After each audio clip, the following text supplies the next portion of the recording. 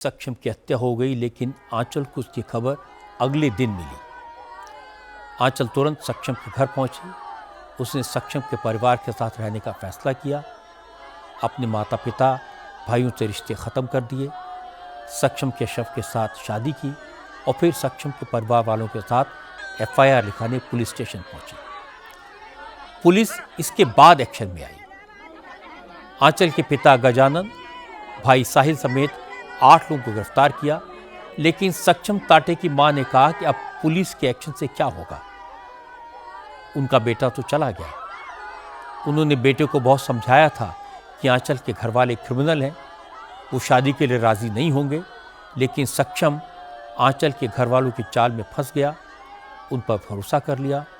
सक्षम की मां ने कहा वो सिर्फ इतना चाहती है कि सक्षम की हत्या करने वालों को ऐसी सजा मिले जिसे देखकर कोई भी इस तरह की हैवानियत करने से डरे। आंचल अब सक्षम की मां के साथ है। सक्षम की मां ने कहा कि वो आंचल को ही अपना बेटा मानकर अपने साथ रखेंगी, उसे पढ़ाएंगी, लिखाएंगी और सक्षम के कातिलों को सजा दिलवाएंगी। तो आंचल नाम की लड़की से प्यार करता था, यही वजह है ना उसकी। और उसके माँ बाप को उसके कास्ट के बारे में मालूम हुआ था ना, इसीलिए उन्होंने उसको नहीं देना चाहते थे और इसीलिए उन्होंने हत्या करी। बोला था शादी करने की है बोल के।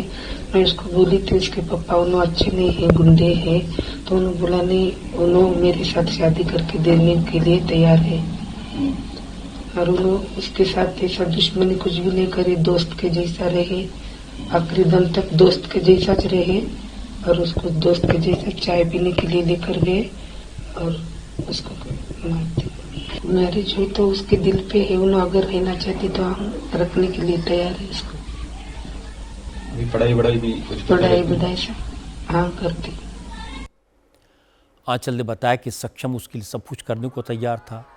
वो हिंदू धर्म अपनाने के लिए भी मान गया था, लेकिन जब उसके भाइयों ने सक्षम से दोस्ती की तो उसे शक हुआ। उसे परिवार वालों पर यकीन नहीं था। उसने ये बात सक्षम को बताई थी, लेकिन सक्षम सीधा था, सरल था। वो उसके पिता और भाइयों की चाल में फंस गया और उन लोगों ने सक्षम को मार डाला। शादी लगा के देंगे बोले थे, सब तेरी मर्जी से होगा। सक्षम को भी बहुत भरोसा दिलाए थे,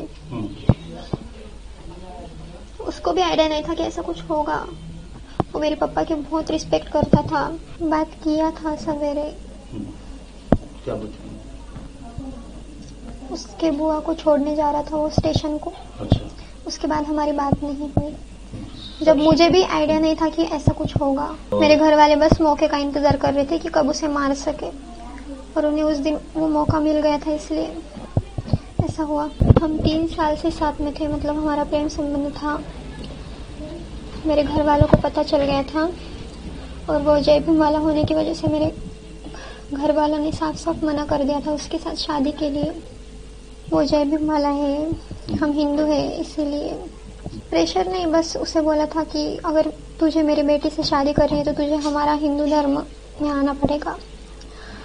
तो वो मेरे लिए ये भी करने के लिए तैयार हुआ था। बीएससी फर्स्ट ईयर चालू था, लेकिन अभी